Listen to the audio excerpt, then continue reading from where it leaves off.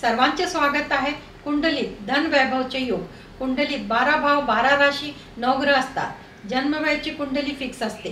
गोचरचे ग्रह एका राशीतून दुसऱ्या राशीत प्रवेश करत असतात। जन्म कुंडलीचे ग्रह आणि गोचरचे ग्रहांचा आपसात जो संबंध बनतो त्या स्थितीला ज्योतिष सूत्र लावून धन वैभवचे योग कसे पाहतात हे सांगता येते। कुंडलीच्या दुसऱ्या भावाचा स्वामी धनेश असतो आणि कारक गुरु असतात। धनेश पहिल्या भावात, दुसऱ्या भावात, चौथ्या भावात, पाचव्या भावात, नवम भावात आणि एकादश भावामध्ये असतो आणि गुरु बरोबर आणि दुसऱ्या भाव बरोबर युती संबंध, दृष्टी संबंध, नवपंचम, तृतीय एकादश संबंध होत असतो।